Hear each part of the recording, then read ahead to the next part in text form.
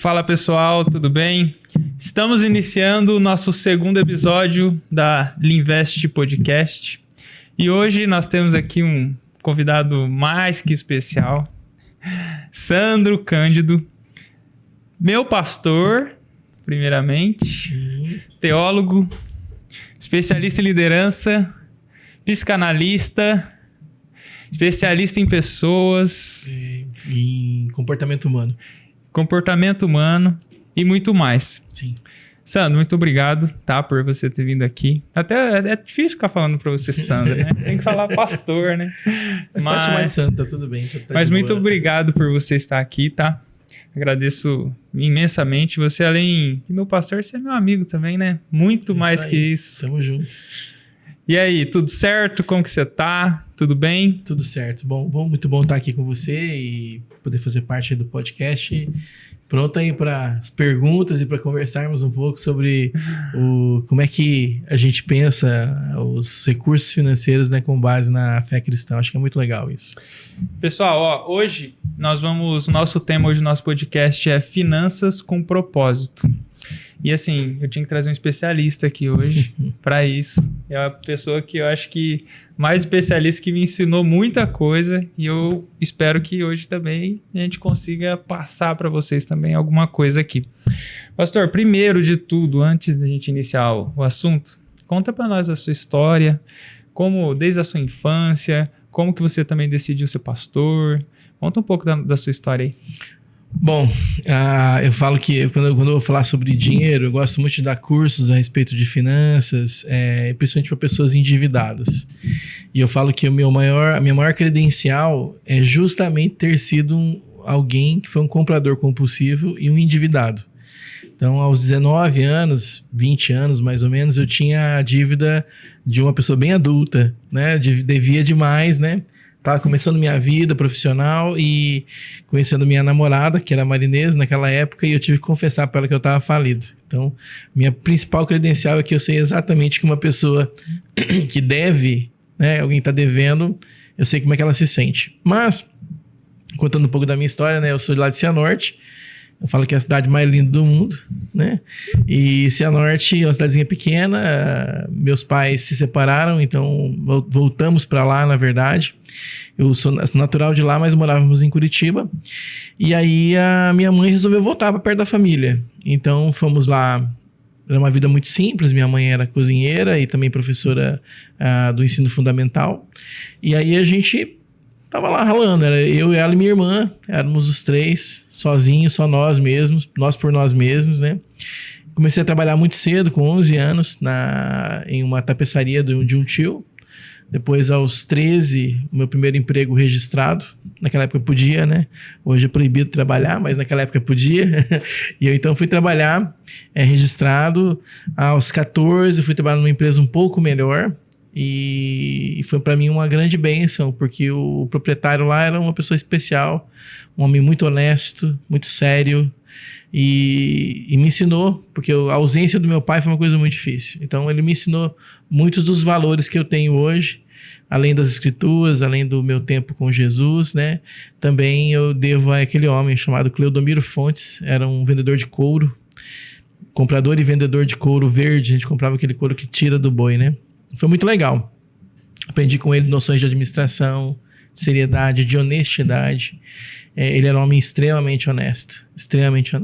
E já faleceu, inclusive. Então, em 92, eu passei no primeiro vestibular para física na UEM, na Universidade Estadual de Maringá. E eu fui embora. Saí de casa, falei para minha mãe que eu nunca mais ia voltar e nunca mais voltei mesmo, né? Então, com 17 anos, fui morar em 8 homens, numa república, né, num apartamento. Foi uma das experiências mais terríveis da vida, né? Viver às suas próprias custas, ganhando um salário mínimo. E foi aí que eu comecei, de fato, a minha vida sozinho, né? Depois acabei chegando na igreja, 3 ou 4 meses depois. Conheci a igreja missionária lá em Maringá, uma igreja muito grande, conhecida, né, pela sua vanguarda, como uma igreja muito moderna, com boas mensagens. E eu fui para conhecer a igreja e nunca mais saí. Recebi um chamado de Deus ao ministério, abandonei meu emprego, que eu adorava fazer, eu era vendedor naquela época, e fui servir a Deus com tudo que eu pude fazer. Então, nessa jornada eu trabalhei com visitação hospitalar, depois eu fui para liderança de pequenos ministérios, né, os grupos de serviço na igreja, acabei organizando isso na igreja, cheguei a liderar perto de 1.600 pessoas ao mesmo tempo. Depois eu comecei a tomar conta de pastores e por isso me tornei então presidente da minha denominação ao longo desses últimos 10 anos aí. Então essa é um pouco da história. Casei com a Marinesa em 96, decidimos não ter filhos porque nós queríamos servir a Deus, né? Tô indo para a África amanhã, né? E a África é uma paixão nossa. Faz 10 anos que a gente vai, mais de 10 anos, talvez uns 15 anos, já fui dar umas 10 vezes já. E temos uma casa construída lá. Então tem sido uma experiência fantástica andar com Jesus e ajudar pessoas. A psicanálise veio agora no final, não é tão antiga, né? Perto de 5 anos. Sou apaixonado por cuidar de pessoas, de servi-las e ajudá-las a melhorar no sentido completo, né? Eu creio que o homem é holístico, ele é espiritual, ele é físico e ele é emocional. Então, a gente trata de maneira holística essas coisas todas, né? Então, amo demais ser psicanalista e amo demais ser pastor e amo demais fazer amigos com você. Então, tamo junto. Na verdade, eu sou um pouco suspeito de falar, né? Porque você sabe o quanto você me ajudou, né? Muito por várias fases da minha vida. Eu falo assim, que eu conheci Jesus foi através da sua vida. Por quê? Né? Desde pequeno, sempre fui na igreja, mas eu falo assim que eu conheci Jesus através da sua vida lá, desde quando meus pais começaram a ir na igreja. Uhum. Você pegou começou... Eu falei, cara, o que ele tá fazendo? Começou a se aproximar de um jeitinho. Até hoje eu e a Luísa mesmo, o que nós éramos e o que nós somos hoje é totalmente assim, diferente, porque uma grande parte disso também eu devo tanto a você e tanto a Marinês também, quanto vocês nos acompanham, como líderes também, não só... E como amigos também, né? Toda vez que nós estamos conversando, eu sempre aprendo muito com vocês. Até por isso que acho que hoje falei assim, eu tenho que trazer uma pessoa especial e por isso que eu chamei você. Queria ter chamado também a Marinês, né? Era mais tímido com esse negócio, mas seria legal. Mas assim, eu acho que teria que ser você mesmo. E hoje, agora, pastor, pegando todo esse gancho, até nós estamos falando sobre o principal aqui, também eu quero falar sobre Jesus, certo? E o principal hoje, eu quero levar agora a ideia da visão da Bíblia com relação ao dinheiro, certo? Uma das dúvidas que muitas pessoas têm, que hoje entra muito, é o quê? Dinheiro, certo? Porém, hoje, principalmente, as pessoas acham que a Bíblia condena o dinheiro. Porém, a Bíblia condena o amor ao dinheiro. É diferente. O que você pode falar sobre isso hoje? Em relação, o que a Bíblia fala sobre o dinheiro, o que a Bíblia vai falar em relação às pessoas terem dinheiro ou às pessoas não terem dinheiro? Bom, essa é uma ótima pergunta, né? E há quem diga que essas coisas elas não combinam, né? Igreja, Jesus e o dinheiro. E, infelizmente, nos últimos anos, o fato de ter algumas comunidades aí, chamadas de igreja até inclusive, que pulverizam uma ideia dessa coisa da prosperidade a qualquer preço, né? Então, atrapalha um pouco a gente até conversar sobre esse assunto, porque as pessoas têm um pouco de preconceito. Porque acham que, de fato, talvez existe assim, um exagero, né, por parte de uma ou outra comunidade chamada igreja, que talvez exagere mesmo. Bom, Jesus falou mais de dinheiro do que do inferno. É interessante entender isso. Então ele fala dos recursos financeiros, ele fala das riquezas. Tem uma das mais lindas histórias, né, das conversas de Jesus, é uma conversa com um menino que ele chama de jovem rico. Há algumas citações a respeito, falando de que é mais fácil um camelo passar por uma agulha do que um um rico entrar nos céus, né? Então se pensa muito assim, então quer dizer que gente rica não vai para o céu, ou gente que tem dinheiro não vai para o céu. Bom, não é isso. Quando Jesus está falando sobre isso, ele está falando justamente sobre o que você falou, o amor às riquezas, né? O amor ao dinheiro. E essa é uma fala de Paulo, não só de Jesus, mas Paulo fala assim, toma cuidado, ele avisa o seu amigo, né? O seu discípulo chamado Timóteo, dizendo que o amor ao dinheiro é a raiz de toda a espécie de males. Então ele não é a raiz do mal, é a raiz de toda a espécie de males, ou seja, que se você apaixonar-se pelo dinheiro, então isso vai ser uma coisa muito perigosa. Quando Jesus vai falando sobre os recursos pessoais, então outro texto que é muito conhecido, Mateus capítulo 6, diz que é para a gente buscar o reino dos céus, né? Buscar de todo o coração, né? Então buscar em primeiro lugar o reino e todas as outras coisas serão acrescentadas. E ele está advertindo, diz assim, não se preocupa com o que você vai vestir, com o que você vai comer. Então, algumas pessoas pegam este texto e vão dizer, tá vendo? É para você ter um voto de pobreza. Mas eu acho que isso não é uma máxima das Escrituras, né? Eu acho que Jesus, ele de fato a questão do dinheiro não era uma coisa muito importante para ele naquela época. Ele era um itinerante, ele estava ali discipulando e visitando as aldeias e conversando com as pessoas e falando com elas, né? Então não era uma coisa muito importante para ele, no que diz respeito para uso pessoal. Mas ele, quando ele vai falando sobre esse negócio, ele nos chama a ser, e a palavra que talvez fica mais simples para a gente entender é mordomo. O que é um mordomo? O mordomo é aquela pessoa que não é dona daquilo que ela cuida. Então a ideia de Jesus era justamente assim, olha, isso não é teu, é meu. E é meu, quando Jesus estava dizendo isso, porque ele é quem dá todas as coisas. Ele dá a sua saúde, é ele quem é o provedor do dia, da noite. Você trabalha, você tem força, você tem inteligência, né? Tudo é provisão dele. Então, obviamente, se tudo é provisão dele, tudo é dele. Tudo é dele, tudo pertence a ele. E ele então deixa você responsável por cuidar de algumas coisas, cuidar de uma parte desse dinheiro. Então, a pergunta é o que você vai fazer com isso. Eu não vejo amparo nas Escrituras para dizer assim, ganhe bastante dinheiro e aproveite a vida. Vai para Tailândia, conhecer aqueles quiosquezinhos que ficam no meio da praia. Agora ele proíbe isso. Não, ele não proíbe. Ele proíbe que você ande de avião. Não, ele não proíbe. Não existe nada nas Escrituras que diga isso. O que diz é que quando você o conhece, quando você conhece Jesus, como aconteceu com um homem chamado Zaqueu. Zaqueu era um cobrador de imposto, um publicano, né? Ele roubava dos seus amigos. Então, o Zaqueu é contada a história dele, que ele era pequenininho, então ele sai correndo, ele sobe em cima de uma árvore, e Jesus fala assim, eu quero comer na tua casa hoje, quero jantar com você. As Escrituras não contam toda a conversa, então eu não posso arrazoar sobre isso, não posso inventar alguma coisa sobre isso, mas o que a Bíblia diz é que quando Jesus chegou lá, depois desse tempo de conversa que estava acontecendo com o Zaqueu, ele disse assim, olha, Jesus, se eu roubei alguém, eu vou devolver tudo, 4 vezes.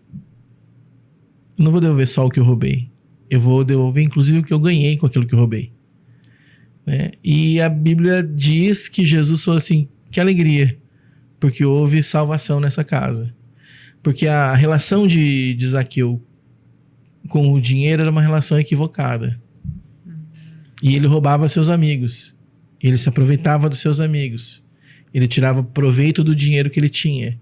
Então, quando Jesus entra na casa de Zaqueu, a Bíblia diz que houve uma transformação, que aquele dinheiro não era mais importante para Zaqueu do que a presença de Jesus na sua casa. Então, e Jesus mesmo disse, hoje houve salvação nessa casa. Então, quando se fala de dinheiro nas Escrituras, é isso. Né? Não é pecado você ganhar dinheiro, não é errado você sonhar, ter projetos financeiros, está tudo certo. O errado é você deixar com que isso se torne um Deus da sua vida. Então, esse é um erro. Né? O segundo erro comum é você achar que você é dono e que você não é mordomo. Então, esse também é um grande perigo. Né? E aí há histórias de inúmeros homens, né, que abandonaram suas vidas seculares e foram trabalhar para Deus, viver para Ele, né? Há muitos momentos na própria história cristã, né? Você vai ouvir falar sobre George Miller. George Miller era um homem simples que resolveu abrir um orfanato sem uma libra esterlina sequer, né? Nem $1. E ele sustentou milhares de crianças por muitos anos sem ter nenhum recurso. Ele simplesmente começou e Deus foi abençoando, né? E para mim, uma das histórias mais impactantes, e você pode até depois pesquisar, é de um homem chamado Stanley Tam. Stanley Tam é um empresário, um homem que sabia ganhar dinheiro. Ele dizia que o dom dele era ganhar dinheiro. E o dom dele era falar de Jesus. Eram os 2 dons que ele tinha. E ele era um homem muito carismático. Ele começa nos anos 50, mais ou menos, reaproveitando prata da revelação de filmes fotográficos. Ele cria um equipamento que recupera, porque quando você ia fazer aquelas fotos que antigamente eram impressas, usava prata, então tinha um resquício dessa prata que se perdia. Ele criou uma maneira de aproveitar isso. Então ele ficou muito rico captando prata nos estúdios de revelação de foto. Depois de uns anos, ele tem uma brilhante ideia de começar uma fábrica de plástico. Uma das primeiras fábricas dos Estados Unidos de plástico. E ele decide, de maneira bem maluca, colocar essa fábrica no nome de Deus.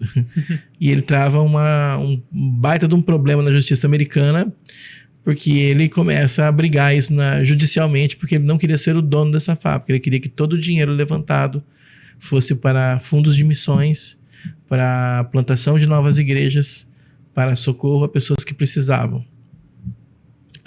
Essa fábrica, ela já está na 3ª geração. Nossa. A última geração agora não é parente mais dele. Então essa fábrica de fato pertence a Deus. Ela possui uma diretoria, eles dobraram o tamanho dela nos últimos 10 anos. E ela continua investindo milhões de dólares. Eu conheci o Dr. Stanley Tam. Ele viveu até os 106 anos de idade. Morreu faz acho que 2 ou 3 anos. Eu conheci ele pessoalmente aqui no Brasil no final dos anos 90. E ele dizia que ele nunca viajou de primeira classe.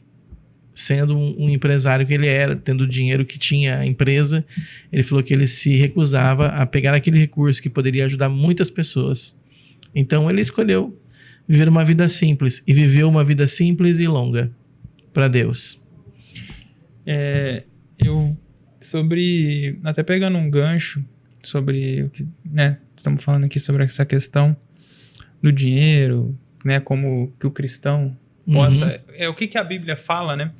Hoje mesmo eu estava ouvindo um rapaz falando sobre o versículo Salmos 23, que é o Senhor é meu pastor e nada me faltará. E se eu não me engano, até me corrija se eu estiver errado, parece que o nada no grego significa ló, certo? Que seria como não. Porque as pessoas sempre pensam assim, por isso que até vai ser um gancho já para a próxima pergunta que eu quero fazer, que é o seguinte: até assim, o Senhor é meu pastor e nada me faltará, significa basicamente, até ele estava explicando assim, o Senhor não faltou, porque normalmente as pessoas pensam que o nada me faltará, não vai me faltar a minha casa, não vai me faltar dinheiro, mas assim, normalmente como a gente pensa quando somos, eu vou ser cristão, certo? Que eu acho que é um pouco nessa linha que eu quero levar. As pessoas pensam o seguinte, eu vou seguir a Jesus e não vai me faltar nada, certo? E na verdade pode faltar, porém o Senhor não vai faltar na sua vida, certo? Já é diferente na questão que é aí que eu quero entrar, que é o quê? Que as pessoas já levam muito essa questão do nada me faltará, e hoje a gente vê muitas pessoas vindo bater em cima da questão tanto da generosidade que a Bíblia prega, certo? E também sobre o dízimo, certo? Sim. O que a Bíblia fala sobre isso, certo? E o que hoje a igreja está falando sobre isso? Se realmente o evangelho está sendo explicado de uma forma correta sobre o dízimo, realmente, hoje é uma forma... Eu vejo hoje o dízimo de uma forma que é uma forma de generosidade, mas também é uma forma assim, Deus me deu, eu só estou devolvendo algo que não é meu, é dele. O que você pode pontuar sobre essa questão, tanto da generosidade, na questão do dinheiro, e também na parte do dízimo? Bom, a pergunta está cumprida, mas eu vou tentar responder aqui. Quando eu acesso aqui a Bíblia em hebraico, então a Bíblia não fala. Então, essa é uma coisa que a gente tem que tomar sempre muito cuidado. Eu falo assim, ó, o pessoal tá muito na praça aí, essa coisa da internet que pulveriza muita coisa. Então, às vezes, pessoas falam de coisas que elas não entendem. Isso. E aí sugerem... então, eu tenho a Bíblia aqui em hebraico, né? Então, na Bíblia em hebraico... Porque geralmente a língua hebraica, ela não tem muita... Não são tantas palavras como nós temos aqui no português. Então, às vezes, o que acontece muito é que a pessoa, ela pega na tradução, então, a tradução, mas está traduzido nada me faltará, não é nada, ele não faltará. Isso. Não, a palavra aqui não tem a ver com isso, né? Na verdade, quando você pega o hebraico, ele diz que é nada mesmo. Nada mesmo. É nada mesmo, né? Agora, qual que é o problema? Quando você lê a Bíblia, o Vini, você lê a Bíblia pensando, lembrando que Bíblia são livros, e livros, eles têm suas características, certo? Então, você tem a Torá, os primeiros 5 livros da Bíblia, depois você tem os profetas, que são livros proféticos, que era o profeta ouvindo Deus e respondendo ao povo, e ouvindo o povo e falando com Deus. E depois você vai ter um grupo de livros, que são chamados livros poéticos. Os salmos, eles são uma expressão de louvor, são músicas. Então, imagina quando você canta uma música e você fala que a flor te esquentou. A flor não esquenta ninguém, né? Então, a linguagem da música é uma linguagem poética. Então, não se pode pegar um salmo e transformar ele numa promessa. Sim. Isso aqui é uma declaração de um homem Davi falando assim, gente, deixa eu te cantar uma música para vocês. O Senhor é meu pastor e nada me falta. Ele me faz deitar em verdes pastos, guia-me mansamente pelas águas tranquilas. Então, o Davi está falando aqui, a sensação que eu tenho é que eu sou cuidado por Deus. Ponto. Isso não é uma promessa. Isso aqui é difícil das pessoas entenderem isso. Mas muita gente pega lá uma versão, alguma coisa lá, e usa isso como promessa. Sim. Ela é uma música. Então eu tenho que entender este texto na sua divisão literária como uma poesia. Agora, é mentira o que Davi está falando? Não, de jeito nenhum. Deus é um provedor. Isso, entendeu? É isso aí. Deus é provedor, entendeu? É verdade que a tua tradução que você falou também é verdade. Deus, ele nunca nos abandona, né? Em Mateus capítulo 28 diz isso. Vocês andam comigo e eu nunca vou abandonar vocês até o dia que eu voltar. Então é a promessa. Agora, quando você vai pensar assim, como é que funciona isso, né? Relacionado à falta, ao dízimo, né? Dízimo é sempre um assunto polêmico, né? Então, vai lá o pessoal da internet dizer assim, você não precisa dar não, né? Tudo, mas o pastor da internet, ele não vai pagar a conta de luz, a conta de água da igreja, né? Nem vai limpar os bancos. E muitas vezes nós estamos lá, como uma comunidade de fé, nós precisamos manter aquela comunidade. Então, a igreja não se sustenta de outra forma senão com a doação voluntária que nós fazemos. Sandro, mas é obrigado? Eu não vejo na Bíblia nunca nada que me obrigue a nada. Mas a Bíblia diz e fala em Malaquias, fala sobre os dízimos e ofertas. O dízimo não é uma coisa do Novo Testamento, o dízimo é uma coisa do Antigo Testamento e começa com Abraão. Quando Abraão tem uma colheita, quando o gado multiplica, ele diz assim, como que eu não vou dar isso para Deus um pouco? Então ele define dar 10%. 10%. Lá em Malaquias, o profeta Malaquias está dizendo, vocês estão me roubando. Deus está dizendo para vocês que estão roubando. Por quê? Porque vocês vocês não são mordomos mais, vocês são donos do dinheiro que Deus tem dado para vocês. Naquela época nem era dinheiro, naquela época era o gado, eram as coisas. Ah, mas aí no Novo Testamento Jesus não fala nada. Não, Jesus não fala mesmo sobre dízimo. Jesus, ele fala de uma mulher que não deu resto. De uma mulher que priorizou a sua oferta e deu tudo que tinha. De uma mulher que talvez compreendeu que ela era mordoma. Se é que existe mordoma, mulher, né? Então, ela era mordomo daquilo que Deus tinha dado para ela. E Jesus mesmo olha e diz assim, tá vendo? Tem uma pessoa ali que tem dinheiro e deu um pedacinho, um pouquinho, um resto. E tem a outra que deu tudo o que tinha. Então, esse dinheiro é para fazer o quê? É para enriquecer os bolsos do pastor? Não. Não é para isso que serve.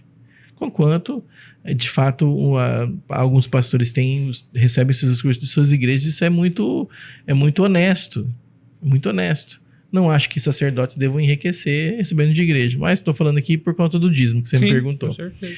Então, o que eu acho? Eu acho que nós devemos dar o máximo que podemos.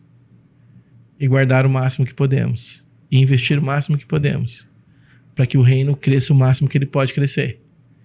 Então, sim, você deve ter tua casa. Eu sempre ensino as pessoas, compra tua casa, tenha o teu carro, né? Faça suas viagens, realize sonhos, deixa Deus realizar isso, né? Lembre sempre das pessoas que precisam mais.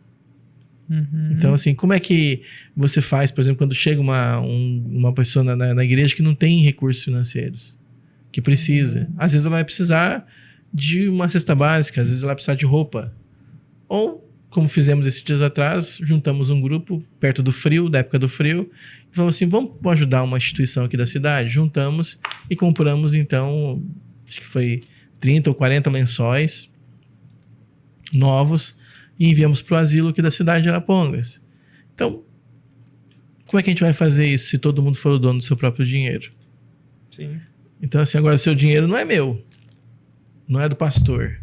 O dízimo não deve ser do pastor. Igrejas sérias possuem uma diretoria que administra isso, né? E que devolve esse recurso para a cidade, para as coisas que Deus quer fazer naquele lugar, pagando às vezes, obviamente, o prédio, organizando as coisas, mas Deus não nos chamou para fazer palácios.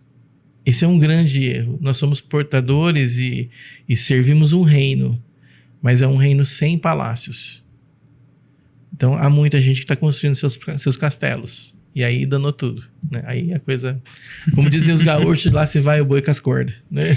Eu acho que até isso daí que você passou agora foi algo que realmente as pessoas hoje, muitos pensam o seguinte, eu vou dar dízimo na igreja, eu vou ser generoso, talvez, ou na igreja, e o pastor vai ficar rico, certo? Aqui é até legal, porque eu já vou conseguir entrar agora no segundo bloco, que era o quê? Que vai ser algo também que você domina, que é a parte de comportamento, comportamento humano, certo?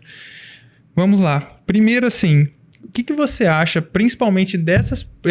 já vou juntar isso para falar das pessoas. Por exemplo, hoje, muitas pessoas lidam com a parte financeira muito através da emoção. Ou do que já viveram. Sim. Certo? O que, principalmente, assim, hoje dentro da Linvest, quando a gente vai fazer uma consultoria, tenho, assim, muitos clientes que eles pegam e eles falam, normalmente está endividado, certo? Ou eles não têm costume de guardar dinheiro, certo? Porque talvez, não sei se na infância eles acabaram não tendo, certo? E ali eles se tornam um adulto endividado, certo? O que você consegue, o que você pode passar para nós sobre essa questão entre emoção, crença, lidar com dinheiro através disso tudo? Como que as pessoas hoje lidam com isso? Você pega muitos casos, principalmente na questão do atendimento com psicanálise. Bom, quando a gente olha assim, pensando em comportamento humano, Eu vou terminar, eu vou concluir aquela tua fala sobre a questão de pastores enriquecerem, né? Elas não dão dízimo. Não, nós muitas vezes não ofertamos, eu vou usar a palavra oferta, né, na igreja, porque nós somos egoístas mesmo. Ponto. É de natureza humana ser egoísta.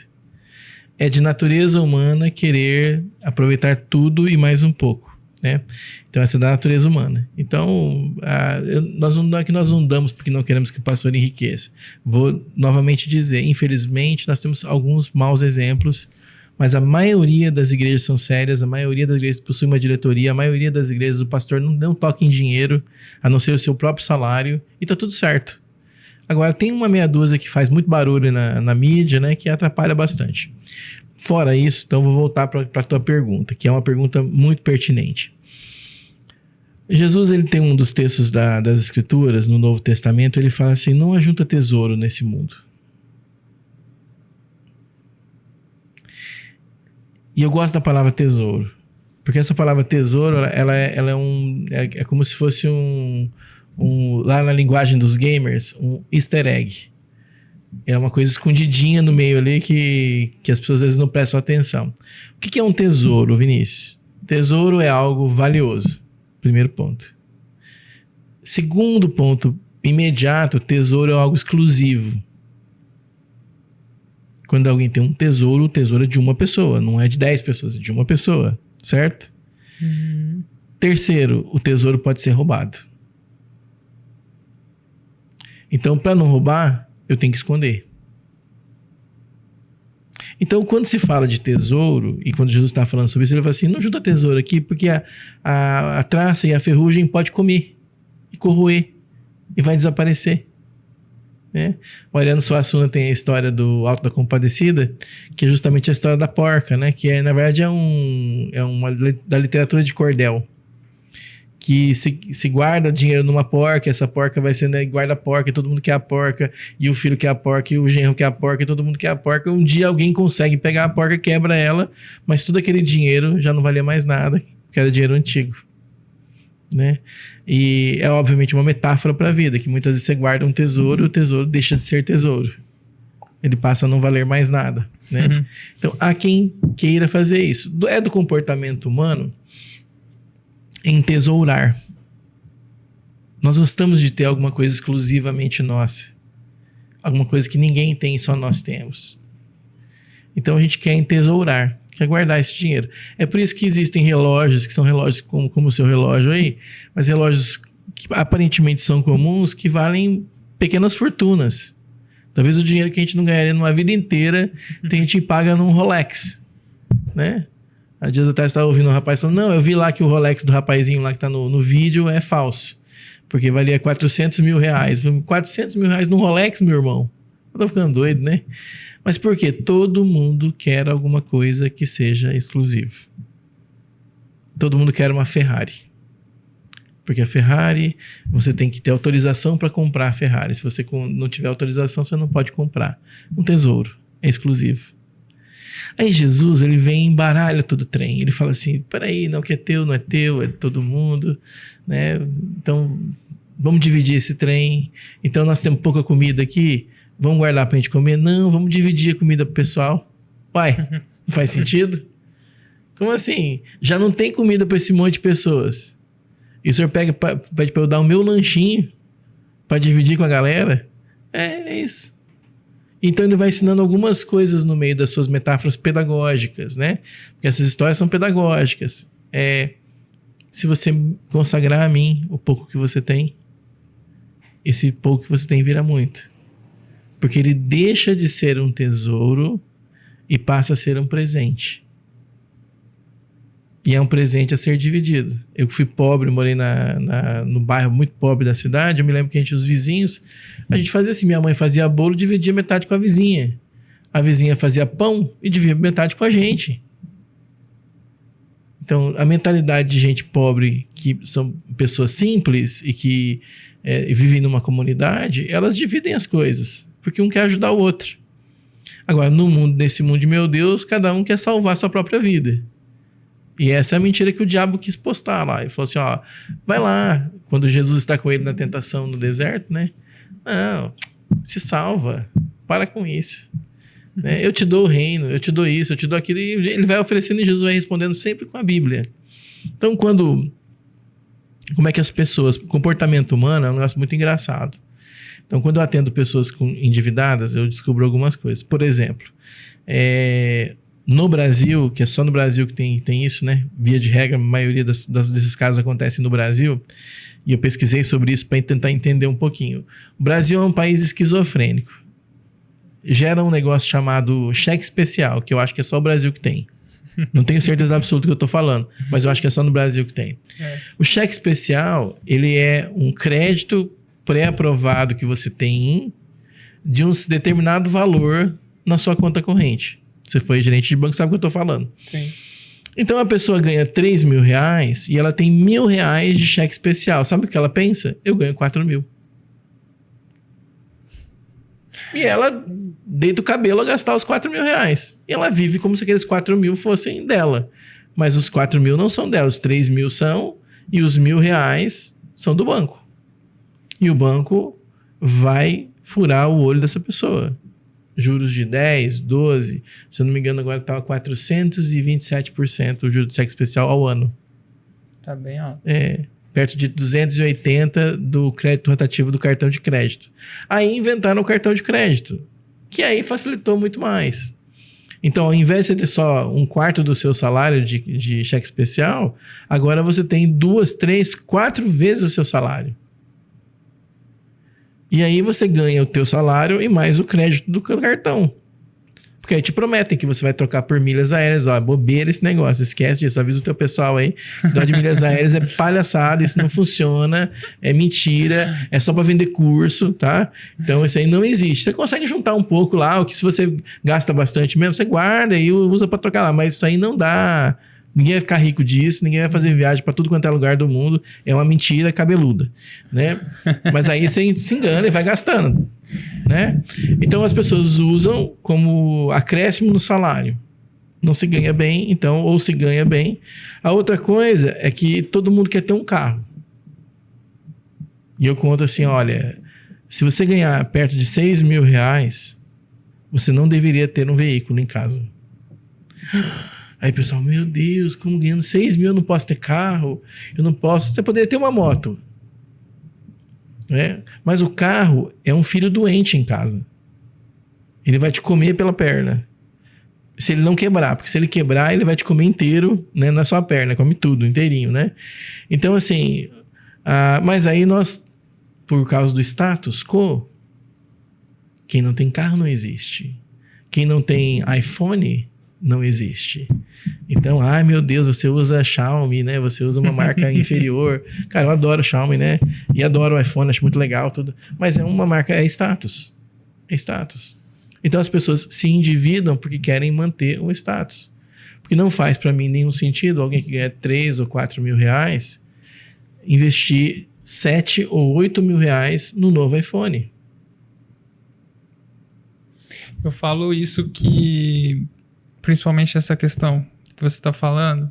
Quando eu trabalhava no banco, as pessoas acham assim, que as pessoas que trabalham no banco, elas sabem tudo sobre...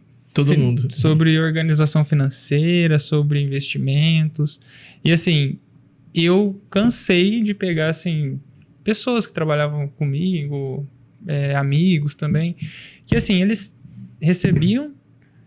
Eles sabiam os juros, não era uma pessoa leiga, certo? Ela sabia que aquilo ali, ela ia pagar juros sobre aquilo. E realmente é desse jeito. Se eu ganho 4 e eu tenho 2 de limite, ela ficava até o final com 6 mil, que ela tinha pelo menos de salário, certo? E assim, e trocava o carro, e entrava em financiamento... E daqui a pouco já não... Daí eu sempre conversava isso com eles, né? Falava assim, cara, você tá guardando quantos por mês? Ah, não consigo guardar, não tô ganhando tão bem, cara. E era assim, às vezes era pessoas que eram solteira, certo? Até assim, uma das coisas, quando eu entrei no banco, que facilitou pra mim, é assim, por exemplo, e é legal que hoje eu trago isso pro escritório na parte de organização. Certo? Principalmente assim, a pessoa recebe o salário dela, certo? caiu o salário ali na conta. Primeira coisa, já vai pagar as contas fixas. É isso. Certo? Já paga as contas fixas. Eu pegava um valor e já separava, por exemplo, vou gastar no meu final de semana, eu já jogava na minha conta corrente. Eu já... E assim, não era o valor que eu achava. Não, eu tenho que gastar isso daqui. E a diferença eu já investia. No mínimo, pelo menos 10%, 20% do meu salário. Isso eu já trouxe dentro... Porque eu vi as pessoas que estavam ali, estavam fazendo isso. Só que assim, o meu prazer é guardar dinheiro. Uhum. As pessoas têm... Hoje eu vejo as pessoas tendo o prazer de gastar dinheiro.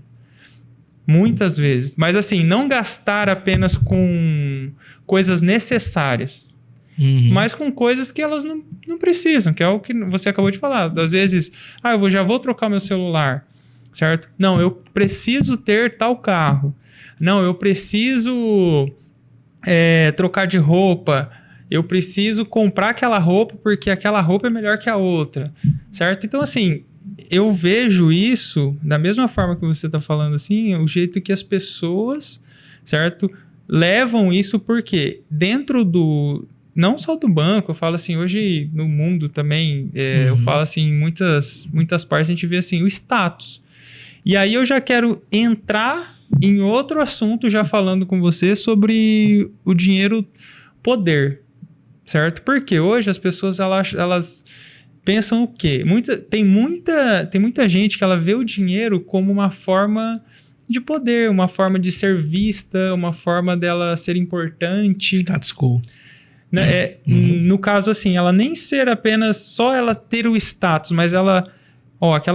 se eu tenho dinheiro, eu posso tudo, certo? Por isso que muitas vezes as pessoas... a gente fala assim, o pobre que ficou rico, né? Às vezes, assim, ele ficou rico... de novo rico. É o novo rico, né? Que era pobre e ficou rico. Ele ficou rico e agora ele já não olha para trás, ele não liga, já não tem as mesmas amizades, ele não tá nem aí com as pessoas. E aí entra, o que o dinheiro faz... Por que ele faz isso dessa forma hoje com essas pessoas?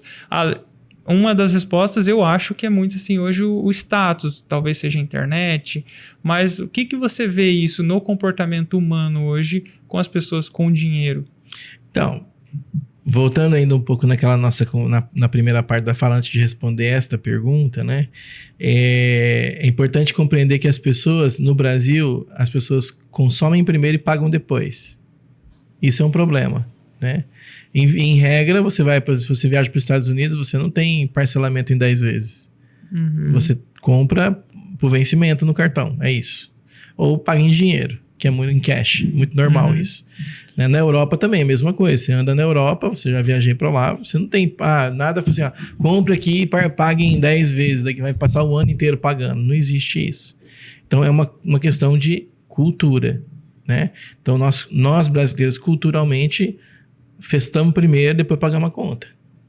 Então, isso causa um grande problema, porque você não vê o dinheiro saindo, mas você vê os resultados, os problemas. A segunda coisa que você falou foi sobre poupança. Uma coisa que eu descobri ensinando pessoas é que tem gente que culturalmente, dentro da sua casa, ela não consegue guardar dinheiro mesmo. Não faz parte da história, não faz parte da família. Então, a família... Porque, assim, pobreza, ô Vinícius, não é um problema.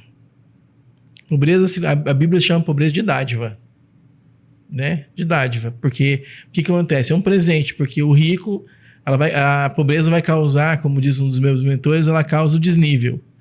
Então, o rico que tem dinheiro vai ajudar o pobre, então faz um desnível, faz movimento. Então, o coração generoso do rico vai cuidar do pobre e aí um vai cuidando do outro.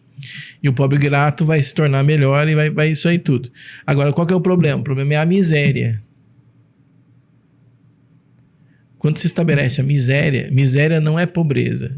Miséria é interna. Você pode ter milhões na conta e ser miserável.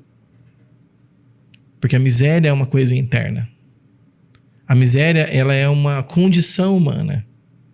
Então, há pessoas que não importam o quanto elas têm o dinheiro, elas continuarão miseráveis, né?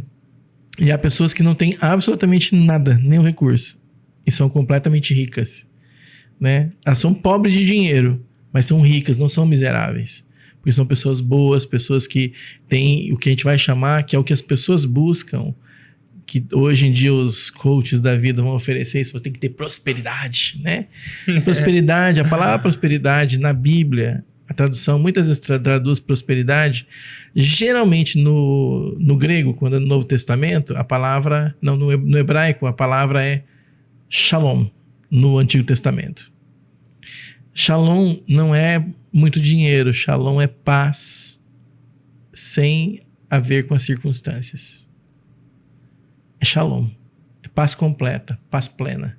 A shalom de Deus é a palavra para prosperidade. A palavra no português mais próxima de prosperidade seria contentamento.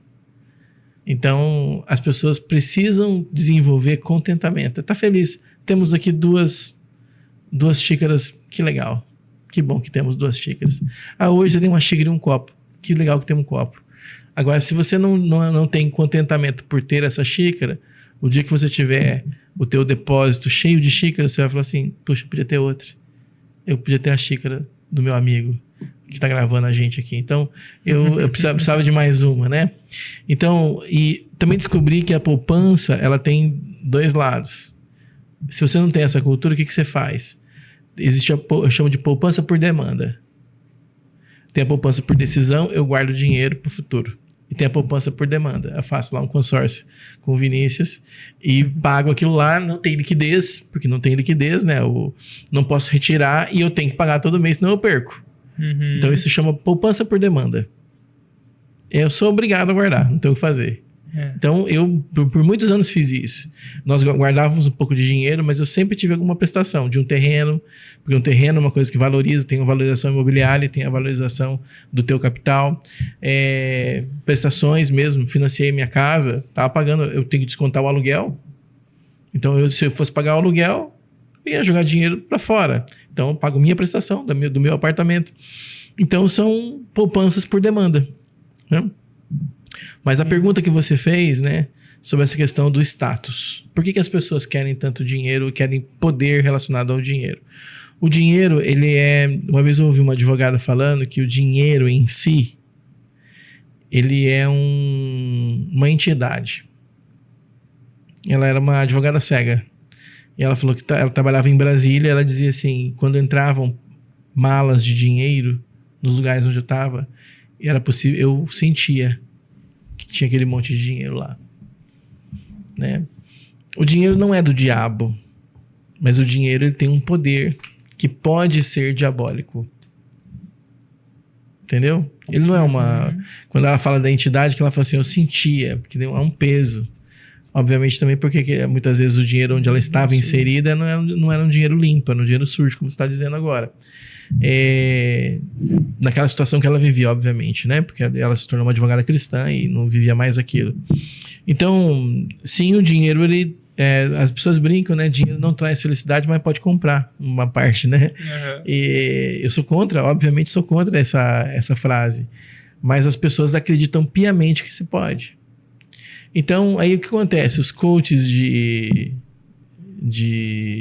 ônibus circular, né? Eles tiram foto num carro dos outros, ou um carro que ele alugou, ele faz uma viagem, ou ele faz um chroma key e se põe dentro de uma imagem que não é a imagem do lugar lá onde ele está mesmo, né? É só um fundo verde.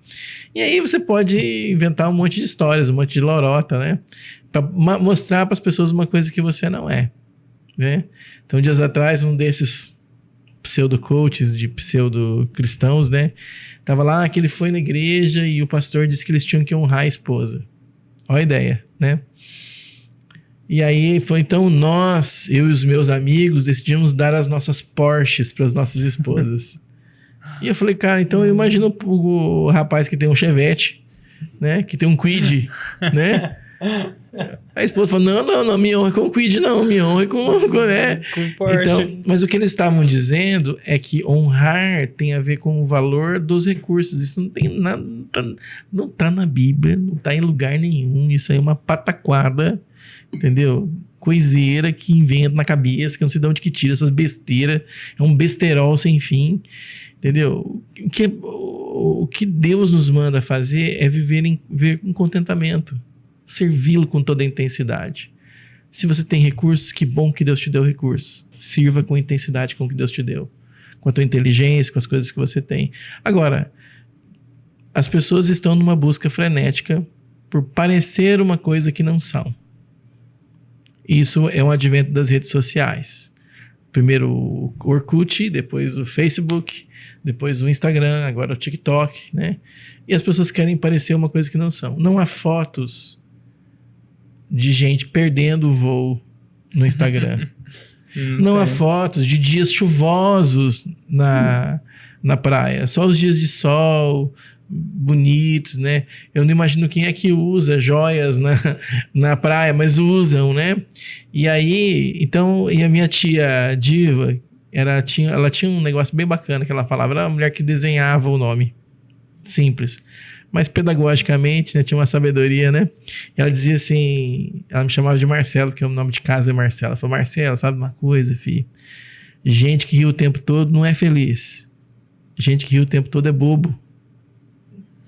Então é bobo. Então assim, o que acontece? Nós ficamos tontos, acreditamos que mito da grama mais verde, se eu tenho a camisa que você tem, essa do cachorrinho, eu vou ser mais feliz. Mas se eu compro a minha camisa numa loja de departamento daquelas baratones que tem nos shoppings aí, não, então eu sou menor, eu sou inferior. Ao morrermos, eu tive uma tia agora, sou de uma família que tem pessoas ricas, foi enterrada. Tinha milhões na conta. Imóveis que talvez ela não conseguisse contar. Mas sabe uma coisa que eu percebi? Lá no velório, não tinha nenhum carro, nenhum apartamento. Ela não foi enterrada com nenhuma escritura. Ela morreu. Assim como eu vou morrer, como você vai morrer. E não vamos levar nada com a gente. Por isso Jesus disse, busca em primeiro lugar o reino de Deus. E o resto vai ser acrescentado. O que você vai comer, o que você vai vestir, aquilo que você precisa. Isso aí pode ficar tranquilo que ele vai cuidar de você. E ainda que você não tenha tantas coisas para comer, você será um homem maduro que conseguirá lidar com isso. Sim. Eu falo assim, principalmente nessa questão ali que, né, de tantas informações aqui que você veio passando. Até assim, uma pergunta que eu quero fazer também é assim, hoje, como que conseguimos, por exemplo, nós como cristãos, tá?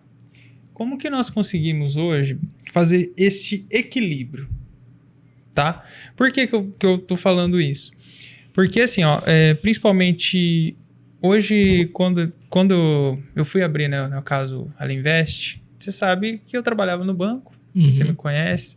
Lembra que eu queria só voar, né? Não via a hora de ir para São Paulo, trabalhar para lá. Ser o top do top das galáxias. Ser o cara, né? Que era bem isso mesmo, era status, né? Que eu queria. Quando você começou a conversar comigo, eu comecei a ver o mundo um pouco diferente, né? Mas eu falo assim, como que nós conseguimos fazer esse equilíbrio? Por que eu tô falando isso? Hoje, dentro do nosso escritório, a gente tem uma concorrência muito grande também. Mesma coisa que a igreja tem com o evangelho da prosperidade, hoje dentro do nosso escritório também a gente tem uma concorrência com as pessoas que prometem rios de dinheiro você investindo, certo?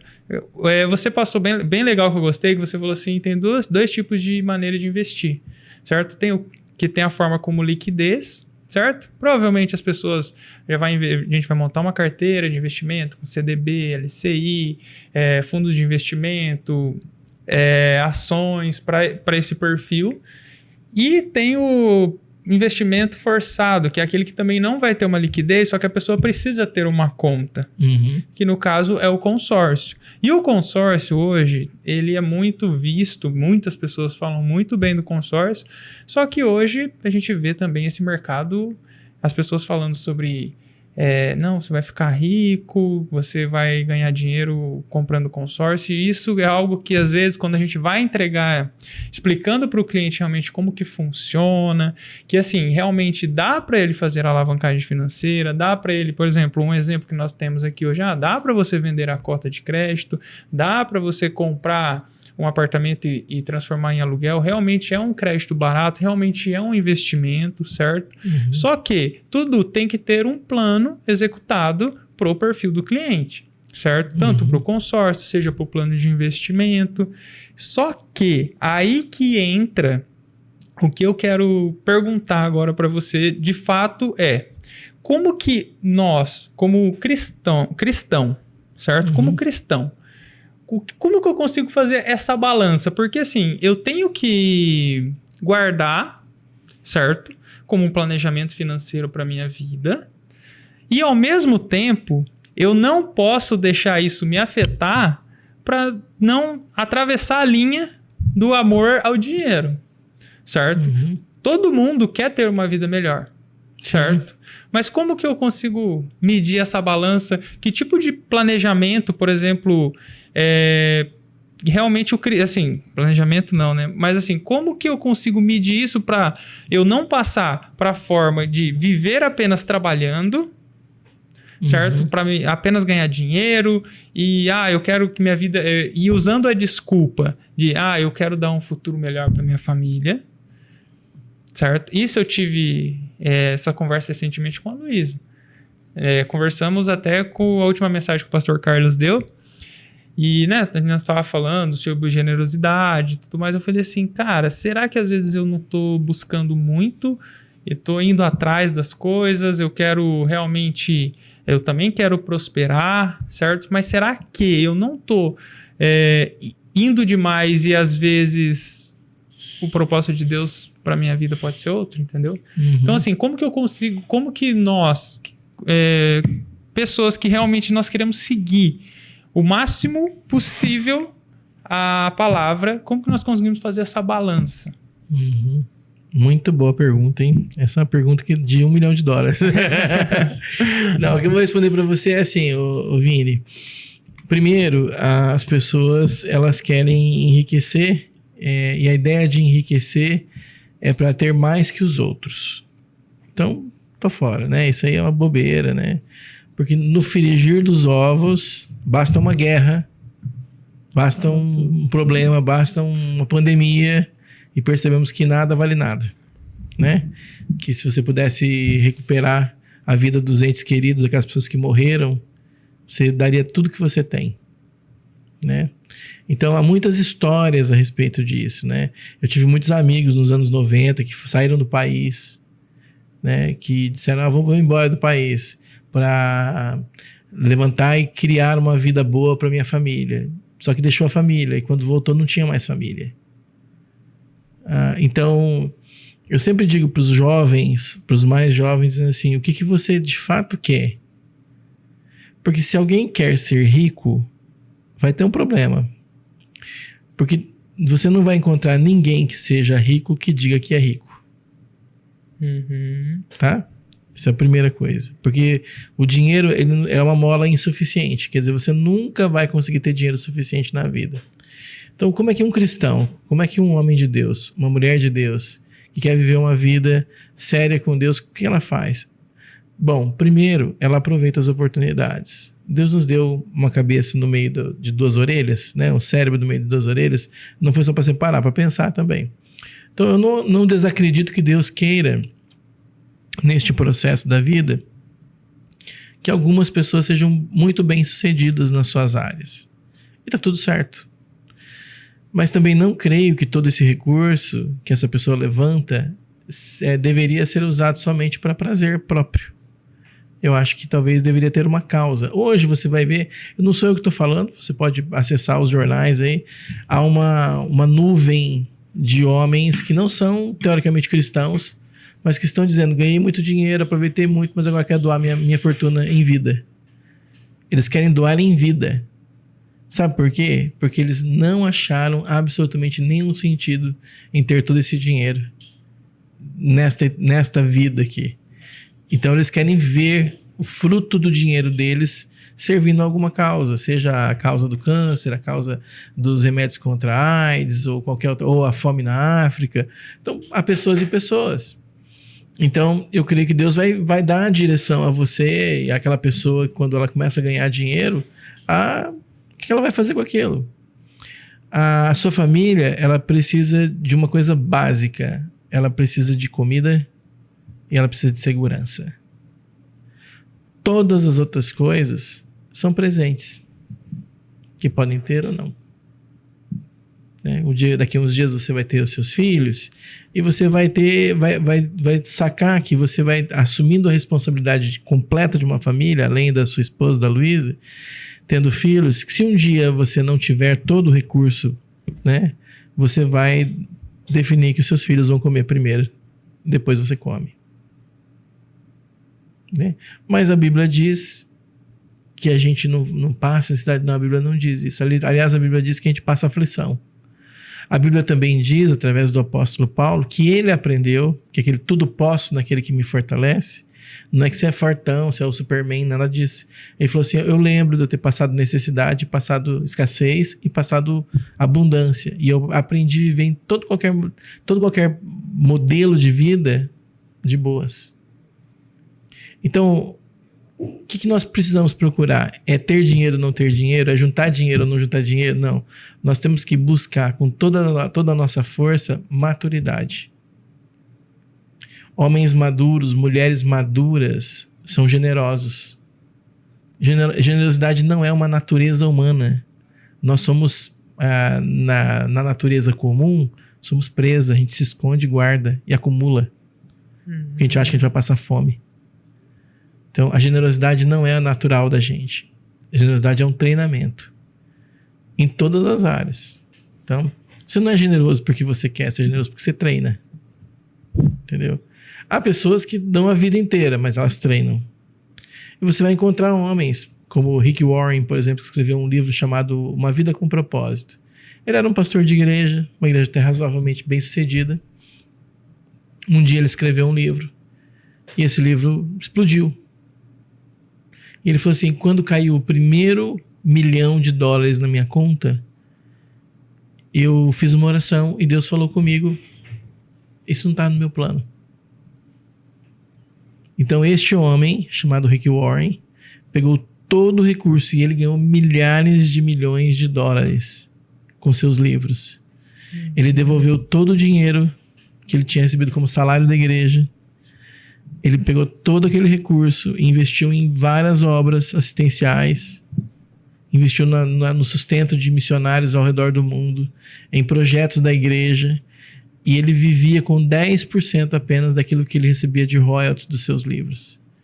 Ele aconselhou presidentes, ele visitou lugares onde a gente nunca chegaria talvez, mas aquele homem entendeu assim, às vezes todo o dinheiro da minha conta não é para mim. Então, quando nós fomos para a África a primeira vez, eu e a Marinês, nós ficamos 2 meses lá dando aula, e a Marinês queria muito ficar. E eu orei a Deus, Senhor, o Senhor quer que eu fique aqui? E Deus falou comigo, não.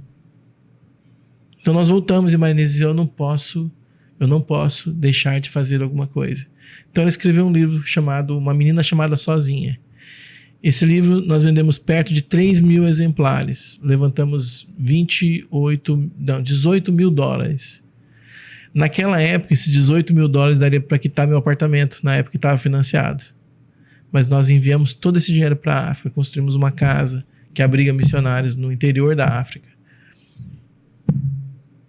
Essa é uma decisão. Foi fácil? Não. Quando eu vi aquele monte de dinheiro, eu pensei, meu Deus, dá para quitar o apartamento, né? Não era pecado, foi uma coisa que nós fizemos. Era um livro que nós tínhamos escrito, era uma produção nossa, nada era errado. Mas nós tínhamos colocado no nosso coração que todo o dinheiro levantado com aquele livro seria para construir essa casa. E foi o que fizemos. Então, o que nos falta são causas. Então, é pecado você ter 10 cartas de consórcio esperando que elas sejam contempladas e você vendo aquilo. Não é pecado. Né? O pecado é você ficar apaixonado por essas cartas como se elas fossem um bebê a nascer daqui a uns dias. Não. É um investimento a longo prazo ou a médio prazo. Alguns dão a sorte de que são sorteados nas primeiras, né? Tá tudo certo. Mas é um investimento a longo prazo, talvez na sua aposentadoria, né? Em você ter o suficiente para viver tranquilamente, né? Tudo é muito caro hoje. O plano de saúde é muito caro, as coisas são caras. Então você pode organizar a sua vida para que você tenha e dê à sua família segurança. Mas dinheiro não dá segurança para ninguém. O que dá segurança são homens sérios, bons maridos que são sacerdotes do seu lar, boas esposas que amam seus filhos e amam seu marido e que têm um coração colocado no altar de Deus. Então é isso que dá segurança para os nossos filhos, porque eles vão crescer dizendo assim: olha, tem muita coisa que eu não sei, mas uma coisa eu sei, que meu pai é um homem sério e que eu posso confiar nele. Essa daí, ó, é uma forma... É sempre bom esses conselhos aqui, porque eu falo que hoje nosso mundo tá difícil, às vezes, o homem se sentir no papel de homem, né? Porque, assim, às vezes, não, a responsabilidade não é toda minha, mas nós, como homem hoje, nós temos a nossa responsabilidade, certo? De prover a segurança também, e também ter o papel, que é o que você acabou de falar, né? Nosso papel de homem também. Pastor, a gente vai finalizar, mas eu queria que você desse um conselho para as pessoas, tanto na parte espiritual, tanto na parte também financeira, certo? E como que essas pessoas possam estar buscando mais a Cristo da forma correta, certo? E também entendendo que que Ele é tudo. Que eu acho que esse é o principal, que Cristo é tudo na nossa vida. As demais coisas, certo?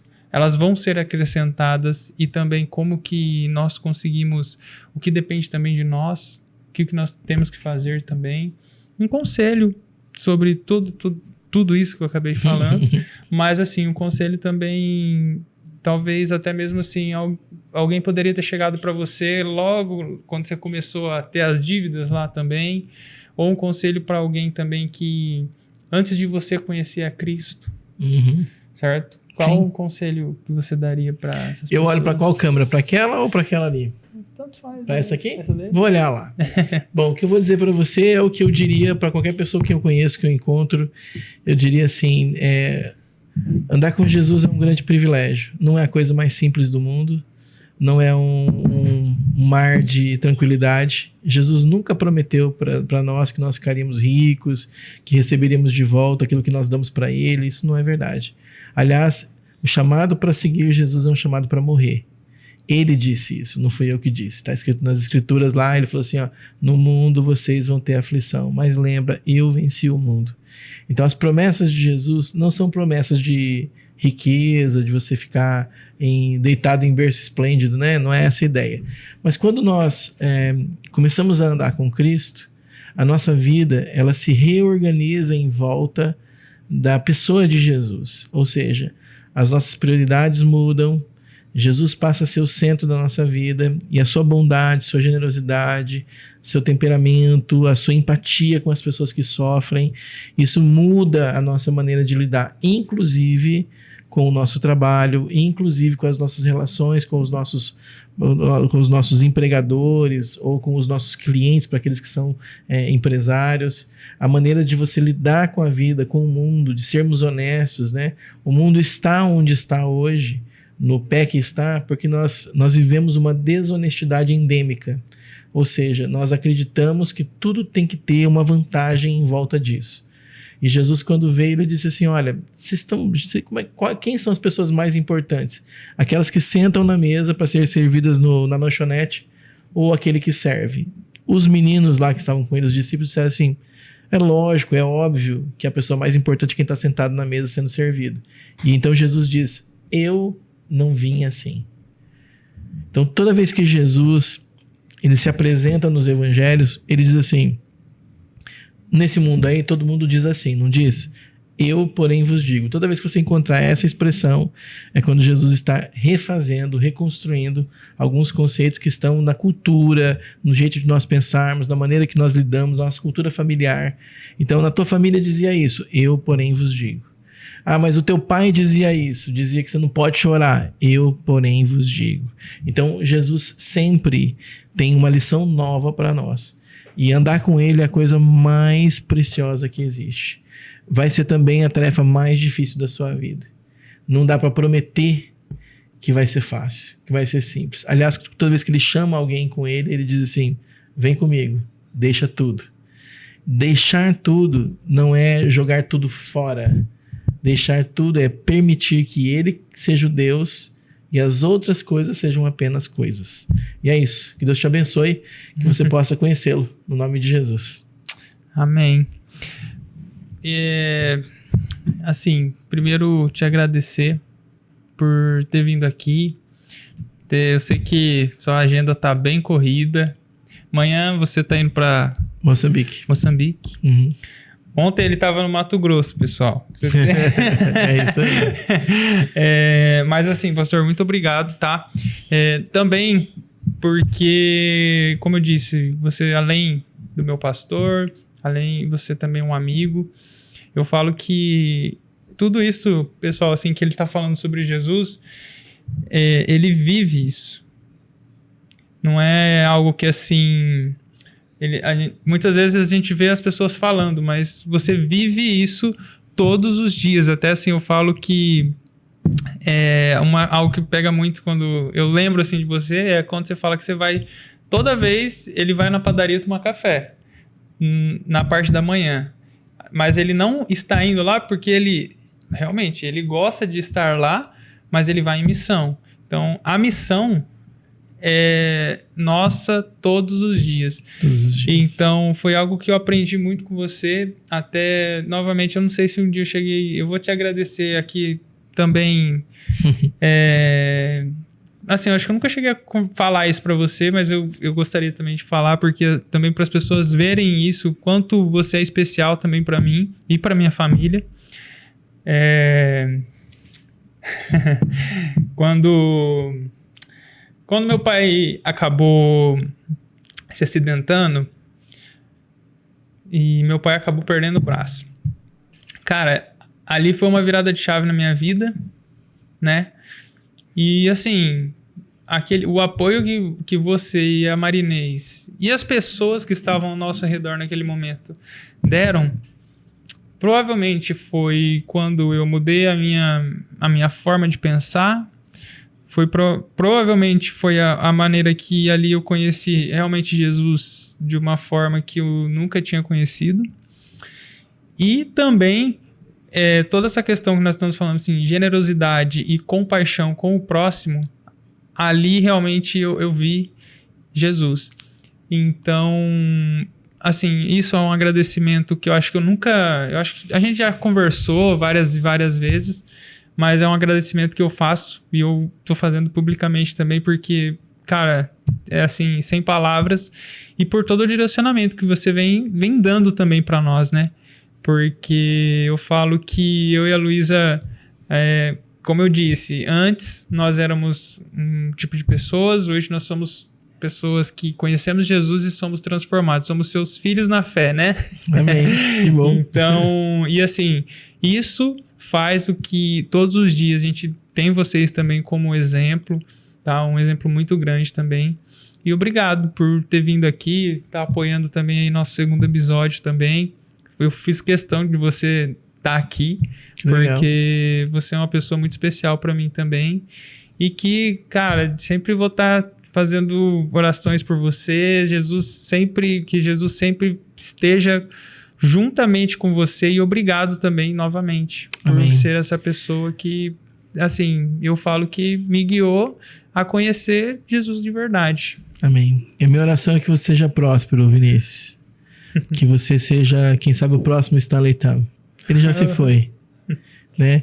Mas alguém que tinha completa certeza de sua identidade e não precisava de dinheiro para isso. Amém. Então ele deu sua empresa para Deus. E a sua empresa foi uma referência e continua sendo uma referência para o mundo de bondade, generosidade. Isso é prosperidade de verdade. Não é o que esse pessoal promete na internet, né? Que você ajude outros homens a cuidarem das suas vidas, ao ponto que ele tenha um tempo para suas esposas e seus filhos. Não para que eles enriqueçam por enriquecer, mas para que eles também aprendam, olhando para a tua vida, que você é generoso e que eles serão generosos também. Essa é a nossa oração e nosso desejo. Amém. Obrigado pelo convite. Muito obrigado. Pessoal, estamos finalizando aqui mais um segundo episódio da Linvest Podcast. Já vamos, depois passando também, vamos ter mais um episódio aí já daqui umas semanas.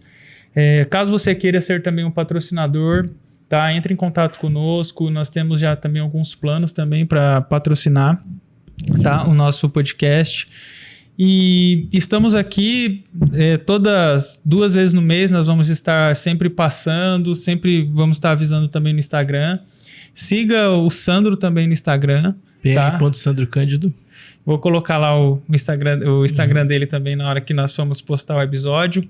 Vai estar no YouTube, tá? E também espero colocar também agora na outra plataforma que é o Spotify. Muito obrigado a todos. Esse foi o episódio Finanças com Propósito com o Sandro Cândido. Tudo bem. Isso aí.